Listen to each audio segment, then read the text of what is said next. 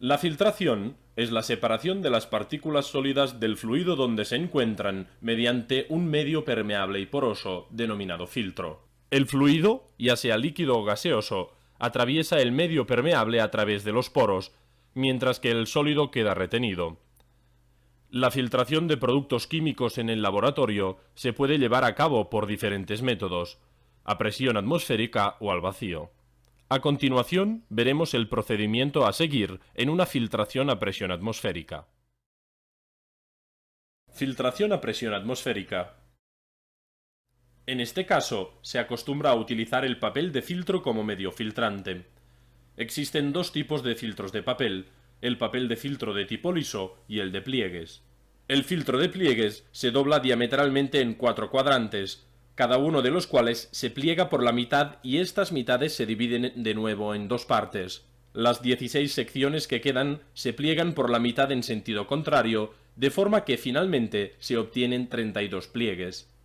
El papel de filtro de tipo liso se pliega en 4 cuadrantes y se corta una punta para evitar que el aire entre por la parte doblada. Finalmente, se abre el papel de forma que la parte no doblada forme un cono, es decir, que haya 3 pliegues en un lado y uno en el otro.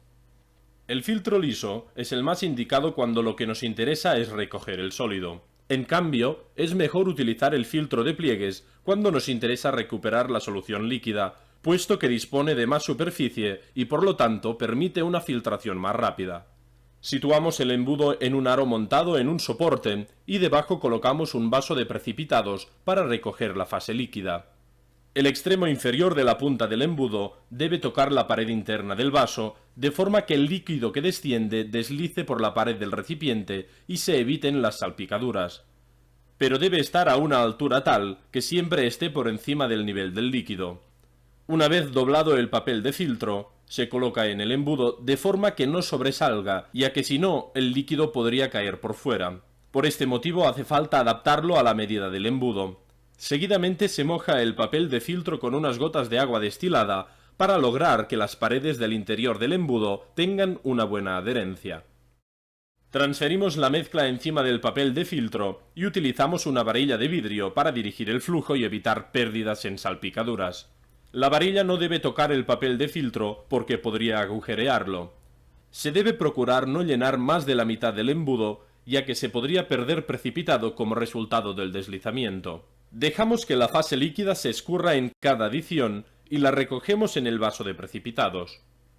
Si se observa que el precipitado atraviesa el papel de filtro, se debe volver a realizar la operación con otro papel menos poroso. Arrastramos las últimas trazas de precipitado que quedan en el interior del vaso con la ayuda de la varilla de vidrio. Una vez lavado el vaso, el resto de precipitado se recoge en el fondo del papel de filtro y se deja escurrir totalmente. La fase líquida que obtenemos de la filtración se denomina filtrado, mientras que los componentes sólidos que quedan retenidos en la superficie del papel de filtro se denominan precipitado. Filtración al vacío. Veamos una filtración al vacío. En este caso, la fuerza que hace caer el filtrado es la succión que se genera al crear una zona de depresión. En esta situación, la fuerza que empleamos es mucho más grande que el peso de la solución que se filtra. Por este motivo, este tipo de filtración se utiliza cuando la filtración a presión atmosférica es casi imposible, debido a que el precipitado que queremos filtrar es muy compacto o el líquido es muy denso. Se encaja el embudo Wigner en el matraz Kitasato mediante un tapón agujereado.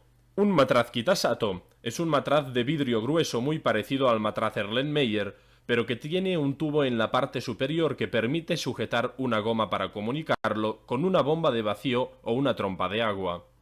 La trompa de agua es un tubo de plástico o de vidrio que por un lado se conecta al grifo y por el otro al matraz Kitasato mediante un tubo de goma grueso. La salida se conduce a un desagüe de agua. Se utiliza un recipiente de seguridad entre la trompa y el Kitasato. El agua del grifo entra por la parte superior de un tubo recto que tiene un final muy estrecho. Este hecho aumenta la velocidad del líquido, que provoca la succión del aire que lo rodea. El aire y el agua van a parar en un tubo más ancho que los expulsa hacia el exterior. Debido a que el chorro de agua es continuo, durante el proceso se extrae el aire del interior del Kitasato, que provoca una depresión que succiona el líquido que se encuentra en el Bigner. El embudo Bigner tiene una placa filtrante con orificios grandes, de forma que se debe colocar un papel de filtro circular que quede totalmente plano y cubra todos estos orificios. Se puede utilizar el mismo embudo Bigner como plantilla. Se marca con un lápiz el perímetro encima de un trozo de papel de filtro y se acaba de recortar hasta que se adapte perfectamente. Una vez colocado el papel de filtro, lo mojamos con unas gotas de agua destilada y abrimos el grifo del agua para que quede bien adherido a la placa filtrante. Del mismo modo que en la filtración a presión atmosférica, se arrastra el sólido con la ayuda de la varilla. A continuación, vertemos la mezcla en el centro del embudo Bigner y esperamos a que se escurra el líquido. Una vez finalizada la filtración, se desconecta el quitasato de la trompa de agua y después se cierra el grifo. Es muy importante llevar a cabo la operación en este orden, ya que si se hace en el orden contrario, el agua del grifo entraría en el quitasato, debido a la baja presión a la que se encuentra, y deberíamos repetir la filtración.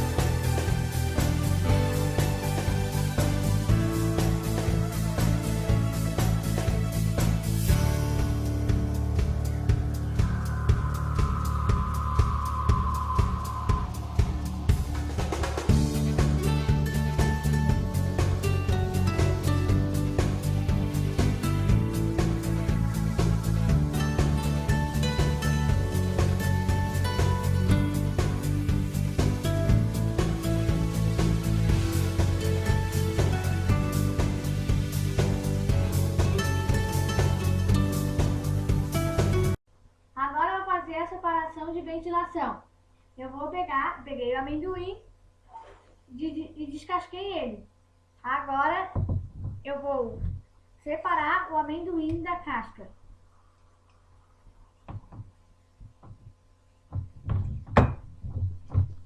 Ó, daí eu vou usar o secador para fazer o vento. E aonde vai separar o amendoim da casca. Prontinho. Ó.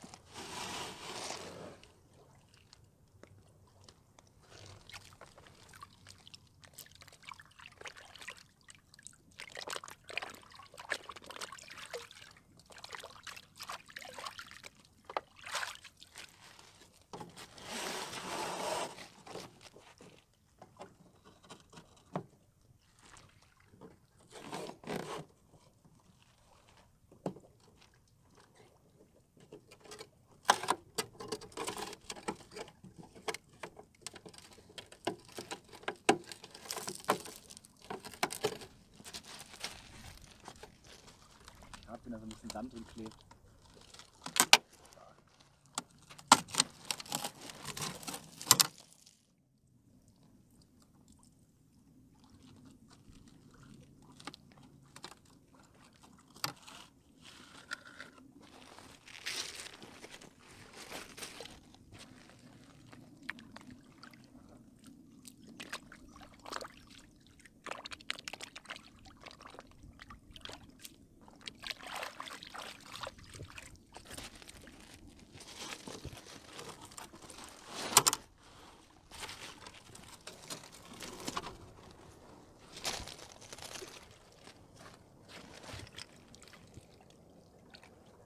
Sollen wir die obere Rinne auch mal kleben?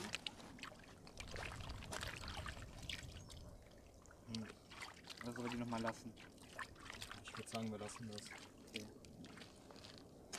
So, zusammen jetzt sagen, können wir weitermachen.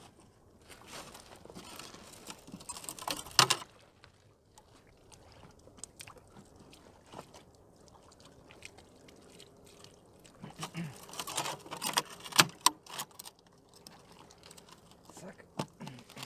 Zack. Weiter geht's.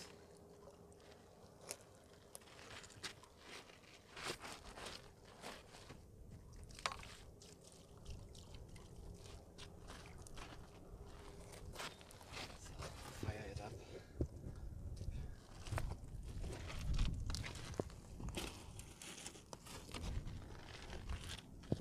Sieht doch gut aus.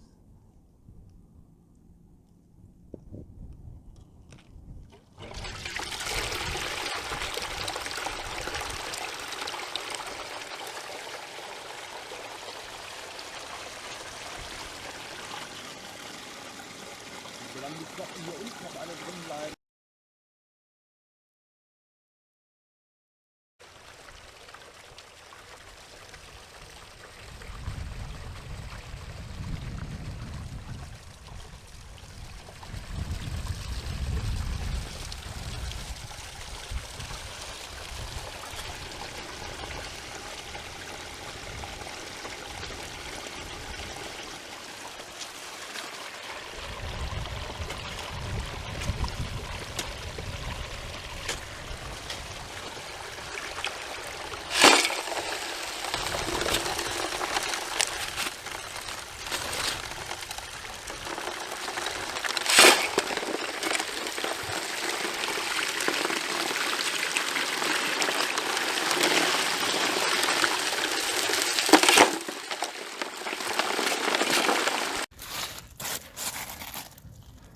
So, wieder Clean Art.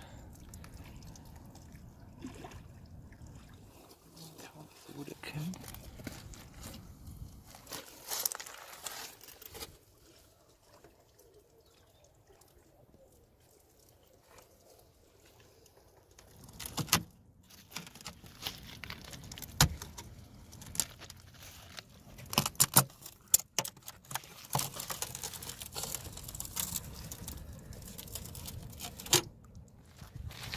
Okay, das noch ein Eimer.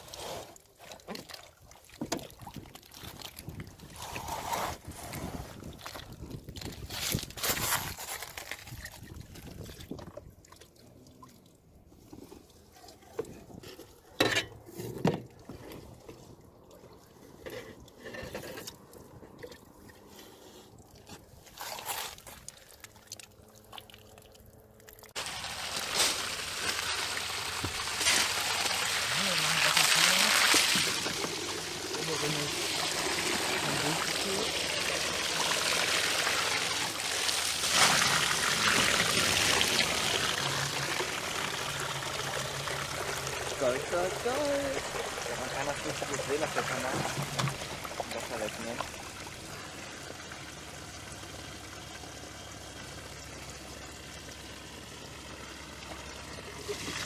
Ja, okay.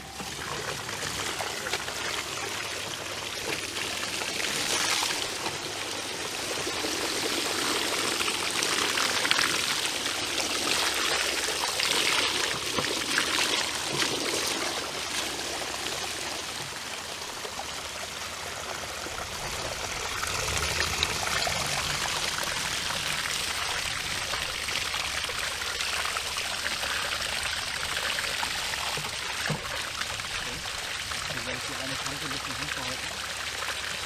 Geht das?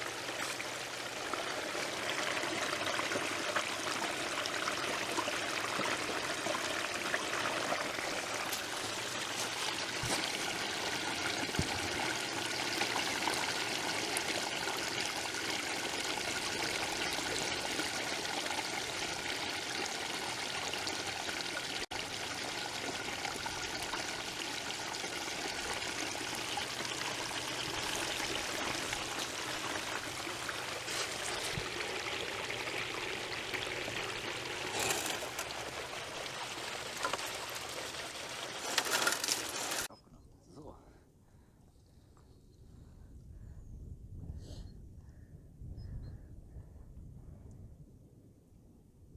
Machen gerade den finalen Cleanout und fahren jetzt heim. Sieht aber ganz gut aus.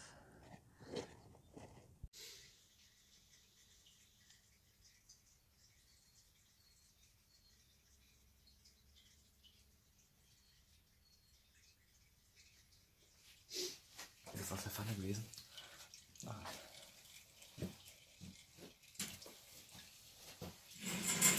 Okay, feiert ab.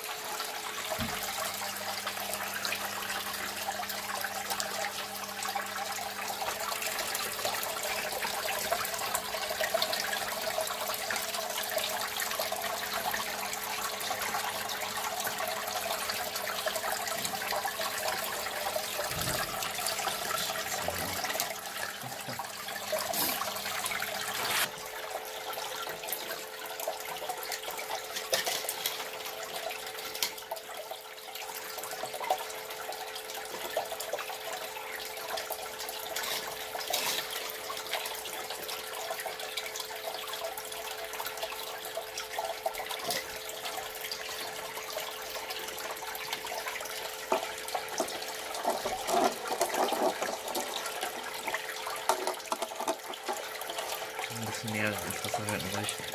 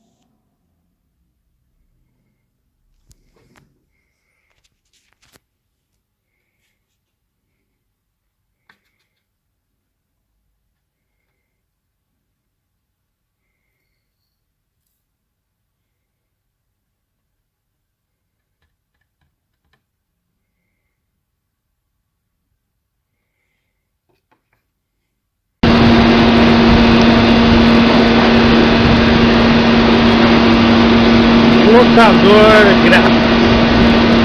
Vamos lá.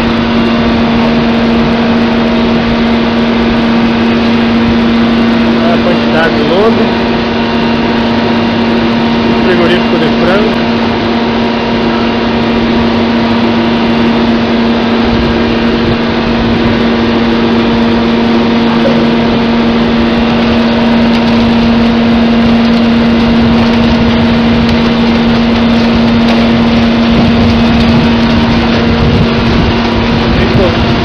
Micro-bolhas atuando. Olha a quantidade de dinheiro.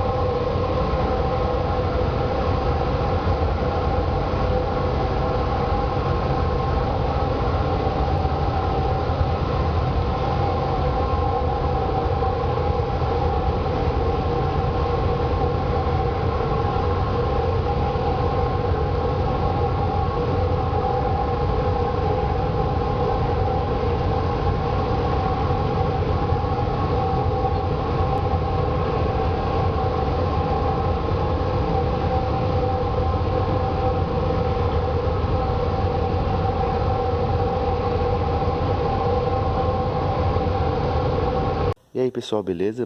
Vou fazer um vídeo aqui, ó. Vamos fazer um tratamento de choque na piscina. Olha só, a piscina tá verde aqui, ó. Olha só. Por que essa piscina tá verde? Essa piscina é o vídeo do vazamento inusitado. Olha aqui. A piscina aqui, ó, teve um vazamento, ó. Olha aqui. Tava trincado o T ali, ó, do retorno. A piscina ficou verde. É difícil mesmo a piscina ficar verde, porque só na época da chuva mesmo. E aqui ficou verde desse jeito aqui, ó. Porque tem uma árvore aqui, ó. Olha só. A piscina aqui fica debaixo de uma árvore. Qualquer 2, 3 dias que a piscina aqui não filtra, ela já acontece isso. Porque aqui, ó, é um IP verde. Nessa época aqui, ó, ele não tá nem florido. Agora eu vou precisar da ajuda do meu ajudante, ó, do Luiz Fernando, ó. Ele vai me ajudar aqui, ó. Luiz Fernando, mede o pH aí pra mim. Olha só, aqui ele vai medir o cloro por medir, porque aqui eu já sei que não tem cloro. A piscina tá verde desse jeito, bem provável que o pH tá fora. Mas muito provável mesmo que tá fora e tá sem cloro. A piscina tá sem cloro também, eu sei, porque ela tá espumando. Tá vendo aqui, ó? Olha aqui, ó. Essas espumas aqui, eu coloquei o dedo, deu uma desfocada. Mas viu ali, ó? Isso é espuma. Normalmente, quando tá sem cloro, forma essas espumas. O que o pH tá? Baixo. Deixa eu ver aqui. Olha só, pessoal. Ó, o medidor do pH tá aqui, ó. O pH tá baixo. O que a gente tem que pôr aqui, Fernando? Barrilha. A gente precisa pôr barrilha. Mede o cloro assim, só por medir. Pode medir aqui pra ficar mais fácil de ver. Vai medir aqui no medidorzinho. Só pra medir, mas vai medir à toa. Porque aqui a piscina tá sem cloro. Mede logo, o vídeo para o vídeo não ficar comprido. Deixa eu ver. Olha só. Tudo ao contrário. Olha só, ficou transparente, tá sem cloro. O que a gente vai fazer aqui, Fernando? Esfregar. Aqui a gente vai esfregar. Colocar cloro. Aqui, como a piscina tá verde, eu vou colocar uma super cloração na piscina. Na verdade, eu vou colocar... Essa piscina aqui é 250 a 300 gramas de cloro. Eu vou colocar 500 gramas de cloro. Isso é o tratamento de choque. Você usa o tratamento de choque mais forte só quando cai rato ou morcego na piscina. Daí você tem que colocar uma dose bem forte de cloro. Aqui eu vou colocar 500 gramas de cloro. Barrilha, o pH está bem baixo, eu vou colocar mais ou menos de 400 a 500 gramas de barrilha. E, primeiramente, eu vou esfregar ela. Eu vou ligar o motor agora só para dar uma filtradinha na hora que eu estiver esfregando aqui ela. Eu vou esfregar ela, vou colocar barrilha, cloro, clarificante. Essa piscina aqui, ó, é 200 ml de clarificante. 2 dias eu volto para mostrar para vocês como que a piscina ficou. Olha só, pessoal, meu ajudante já começou a esfregar aqui para mim. Eu vou esfregar a parede e o fundo. Esfregar a parede por completo. Mesmo que você não está enxergando nada, você tem que fazer esse processo. Se você não esfregar... Daqui 2 dias, quando você for aspirar, e por que eu vou aspirar daqui 2 dias? Porque assim, se você não esfregar a parede, na hora que você vai aspirar, a piscina fica clara. Só que a sujeira fica grudado. Daí você vai ter que esfregar depois que a piscina estiver pronta, no caso. Daí você tem que esfregar depois que a piscina estiver pronta. Daí a piscina não vai ficar boa. A piscina não vai ficar boa. Então você faz esse processo. Você esfrega toda vez que você vai pôr um tratamento. Você esfrega a piscina antes, para depois você colocar o tratamento. Daí não vai, na hora que você for aspirar, a piscina vai estar com a sujeira toda soltada.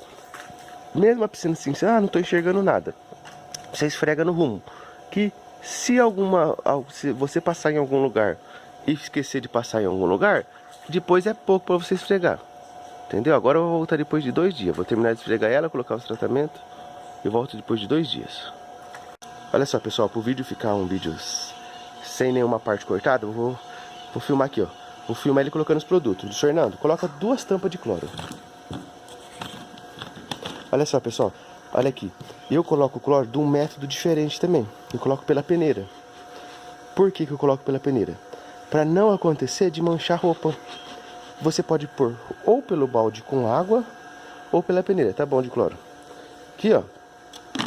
Ele colocou 2 tampas não cheias, foi mais ou menos 500 e poucas gramas, mais ou menos. E aquela tampa cheia, 300 gramas. Tá bom. Fernando, coloca primeiro que coloca.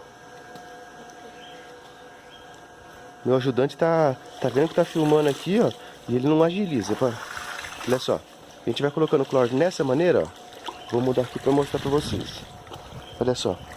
Você vai fazendo esse movimento aqui, ó. O cloro sai por completo da peneira.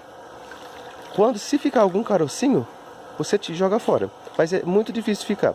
Desse jeito você não deixa cair cloro só num lugar. Fica mais fácil e não mancha a roupa. Eu vou pausando o vídeo. Olha só, já terminou. Pode colocar essa barrilha toda aqui, Fernando. Olha só, a barrilha do mesmo jeito. Coloca mais pra trás. Eita, só porque tá filmando ele... Tudo que eu falei pra trás, ele colocou pra frente. O ajudante aqui hoje tá brabo.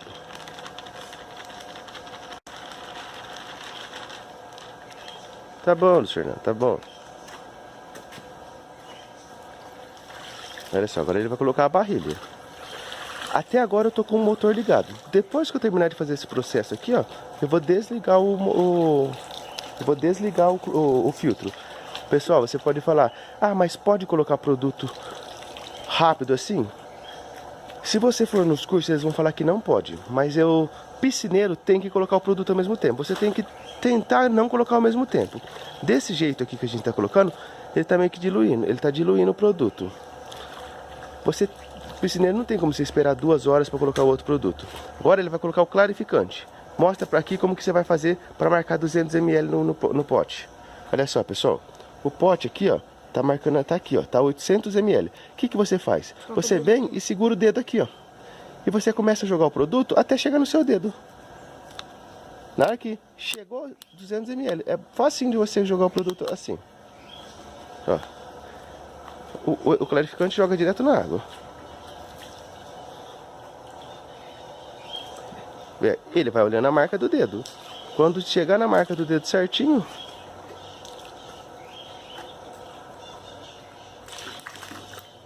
jogou um pouquinho a mais. Olha só. Chegou 600 certinho, tá até um pouquinho. 600 ml sem 610 ml, na verdade. Agora sim eu vou ficando. Eu volto quando a piscina estiver decantada. Olha só, pessoal. Olha só, 2 dias, olha só a sujeira, o tanto que decantou. A piscina está cristalina. Olha só, tá vendo ali? Algum bicho andou ali. Olha só, a piscina está completamente limpa. Olha só, o pedreiro já veio aqui, ó. Já fechou o cano que estava à mostra. Olha só, eu não sei se eu vou conseguir deixar a piscina perfeita hoje. Por quê? Pelo fato dela estar debaixo da árvore e ela estava muito verde, tem muita folha no fundo. Olha só, é muita folha mesmo. Provavelmente vai levantar sujeira. Daí, hoje ela não vai ficar 100%. Muito provável que eu precise de mais uma vez para conseguir deixar ela linda. Se não tivesse esse tanto de folha, a água ficaria perfeita. Tá vendo? Eu vou fazer mais uma parte aqui do vídeo, mas esse vídeo em si foi para mostrar o vídeo como que é feito o tratamento de choque. O tratamento de choque já foi mostrado. Agora eu vou limpar a piscina, vou deixar ela o mais bonita possível, porque tem muita folha. Pode ser que não fique linda. Olha só, pessoal, olha o tanto de sujeira que tem no fundo. Você tem que respirar muito devagar. O cantinho sempre vai dar uma levantadinha. Tá vendo? Depois a gente vai aspirar, a gente vai voltar aspirando. Eu estou aspirando na posição drenar. Olha só, pessoal, eu estou voltando aqui depois de 2 dias, tem um motivo. Por quê? O clarificante, ele continua funcionando na piscina 24, 48, até 72 horas, o clarificante continua funcionando na piscina. Por isso que eu volto depois de 48 horas. Ontem, 24 horas após o tratamento, muito provável que já tinha decantado. Só que ele continua decantando. Você ia aspirar, ela ia ficar linda, só que ela ia continuar jogando sujeira para baixo.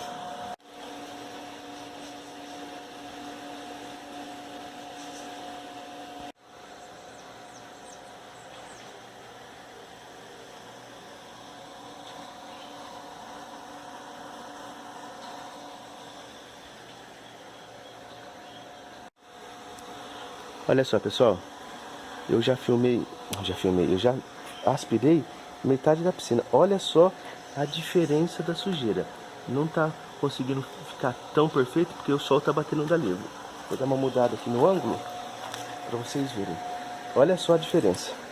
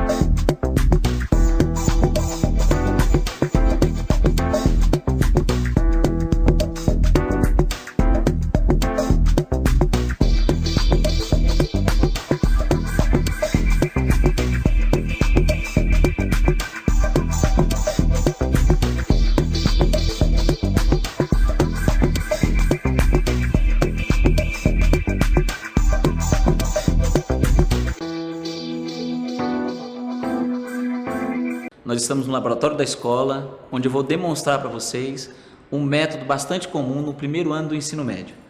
Trata-se de uma destilação simples, onde nós vamos realizar um procedimento para separar os componentes de uma solução, portanto uma mistura homogênea de sólidos e líquidos. Essa solução ela é formada por sulfato de cobre e água. Então nós temos no balão a solução, que é aquecida por um bico de Bunsen, onde o líquido então entra em ebulição. Isso significa que ele sai do estado líquido para o estado vapor. Essa transformação ela pode ser observada no termômetro, a temperatura em que isso acontece. Esse vapor então entra no condensador. Esse condensador ele é resfriado continuamente por água. Esse vapor então condensa, sai do estado vapor para o estado líquido, onde no final você obtém apenas a água na Enermaia, separando, portanto, a água do sulfato de cobre. O petróleo é constituído por uma mistura complexa de vários compostos com predominância de hidrocarbonetos. Uma de suas aplicações é como fonte de combustíveis para os meios de transportes e para a geração de energia elétrica. Outra aplicação do petróleo é como fonte de matérias-primas, ou seja, de substâncias reagentes para a preparação de novos produtos, tais como plásticos, tintas, detergentes, fibras têxteis e medicamentos. Seja para ser usado como combustível ou como matéria-prima, o petróleo bruto, aquele que sai do poço, deve passar por uma separação de seus componentes que é feita numa refinaria. O principal processo da refinação é a destilação fracionada, que separa o petróleo em misturas mais simples, chamadas frações. Nesse processo, o petróleo é aquecido em um forno a cerca de 600 graus Celsius, sendo vaporizado. O vapor produzido é enviado para a torre de fracionamento ou coluna de destilação, que é um tubo vertical formado por bandejas horizontais dispostas umas sobre as outras com temperaturas diferentes. As temperaturas das bandejas inferiores são mais elevadas que as das bandejas superiores. Ao subirem pela coluna, os vapores do petróleo são resfriados.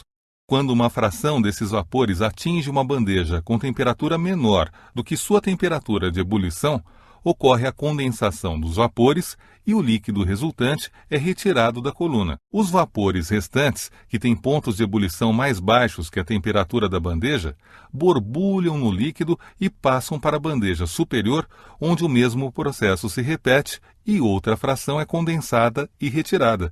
Isso ocorre continuamente ao longo de toda a coluna. Acompanhe a indicação das frações, seus intervalos de ebulição e a composição química representada pelos números de átomos de carbono nas moléculas constituintes de cada fração. O óleo lubrificante, constituído por moléculas com mais de 17 átomos de carbono, é a fração menos volátil, fervendo a temperaturas superiores a 305 graus. O óleo diesel, com 13 a 17 átomos de carbono por molécula, é usado como combustível em caminhões e ferve numa faixa de temperatura mais baixa, entre 235 e 305 graus. Em seguida vem o querosene, que ferve entre 175 e 235 graus e possui 11 ou 12 átomos de carbono em suas moléculas.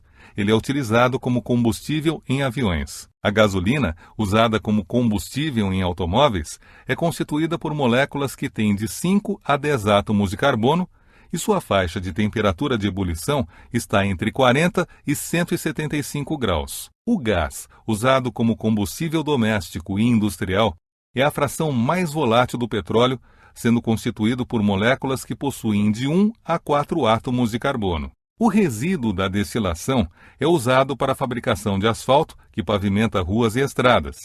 Ele é constituído por moléculas com mais de 38 átomos de carbono e ferve a temperaturas superiores a 510 graus. Com certeza absoluta, o sal que você utiliza no dia a dia sai de uma represa como essa. Essa água que cobre essa represa, ela veio do mar através de um bombeamento e percorreu cerca de 70 quilômetros.